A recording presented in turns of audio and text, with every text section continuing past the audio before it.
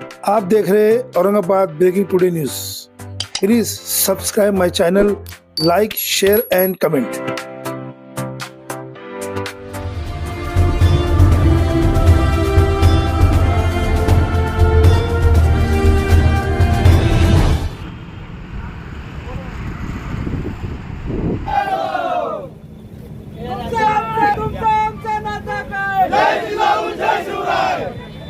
छत्रपती शिवाजी महाराज की धर्मवीर संभाजी महाराज की तुमचं आमचं नातं काय? मराठा मावळा संघटनेचा शेतकऱ्यांना कर्जमाफी, शेतकऱ्यांना कर्जमाफी समितीच्या वतीने आभार व्यक्त करतो।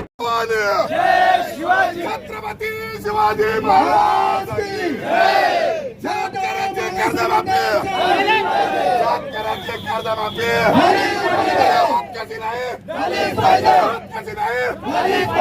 छत्रपती शिवाजी महाराज की जय भवानी, जय भवानी। छत्रपती शिवाजी महाराज की लबाड सरकारच्या बैलाला आणि शेतकऱ्याचा सातबारा, शेतकऱ्याला कर्जमाफी, शेतकऱ्याला कर्जमाफी, शेतकऱ्याला कर्जमाफी।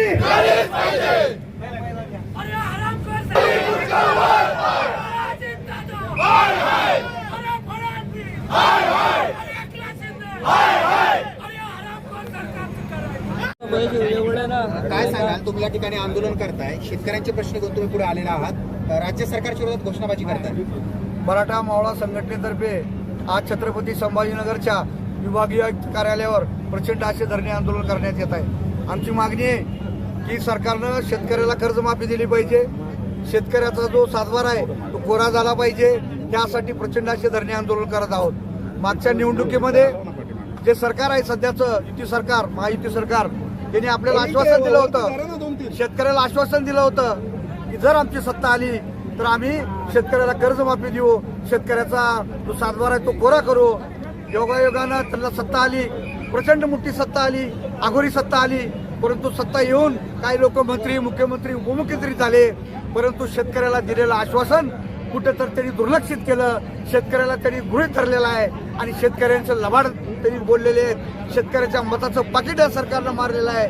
या झोपलेल्या सरकारला जागा करण्यासाठी तुम्ही मागच्या निवडणुकीत जे आश्वासन शेतकऱ्याला दिलं होतं ते पाळावं, शेतकऱ्याला सवलती मिळाव्या, शेतकऱ्याच्या मालाला भाव मिळावा, त्याचबरोबर 1 रुपयामध्ये जो विमा आहे तो चालू झाला पाहिजे, गरीबातल्या गरीब माणसाला या विमाचा फायदा झाला पाहिजे। या ठिकाणी या सगळ्या मागण्यासाठी आम्ही या ठिकाणी बसलेलो आहे। त्याचबरोबर मागच्या या मराठवाड्यातल्या 3-4 जिल्ह्यामध्ये सोयाबीनचा मोठा प्रश्न आहे। सरकारनं 4,800 रुपये हमी भाव दिलेला आहे, परंतु 4,800 मध्ये त्या शेतकऱ्याचं काय भलं होत नाही। त्यामुळे मराठा मावळा संघटनेची मागणी आहे की जर तुम्हाला सोयाबीन पिकवणारा शेतकरी जर जगवायचा असेल, जर तुम्हाला वाटत असेल या शेतकऱ्याने आम्हाला मतदान करावं, तर तुम्ही सोयाबीनला 6,500 रुपये हमी भाव द्यावा, अशी मागणी आम्ही या ठिकाणी करत आहोत। मी प्राध्यापक माणिकराव शिंदे, मराठा मावळा संघटनेचा संस्थापक अध्यक्ष। निवडणुकीमध्ये काय काय आश्वासन दिले होते? निवडणुकीमध्ये आश्वासन दिलं होतं की निवडून आल्यानंतर आम्ही शेतकऱ्याला कर्जमाफी देऊ, शेतकऱ्याच्या मालाला चांगला भाव देऊ, हमी भाव देऊ, त्याचबरोबर शेतकऱ्याचं वीज पंपाचं जे बिल आहे ते बिल आम्ही 0 करू, असं त्यांनी आश्वासन दिलं होतं। विमा देऊ, विमामध्ये व्यवस्थित करू, परंतु सरकारनं शेतकऱ्याच्या बाबतीत कुठलंही आश्वासन पाळलेलं नाही। त्यामुळं आज शेतकरी अडचणीत आलेला आहे। त्यामुळे मराठा मावळा संघटना जोपर्यंत शेतकऱ्याला आरक्षण म्हणजे सवलती मिळणार नाहीत, जोपर्यंत शेतकऱ्याची कर्जमाफी होणार नाही, तोपर्यंत या सरकारला या महाराष्ट्रात आम्ही पोळो करून सोडणार आहे।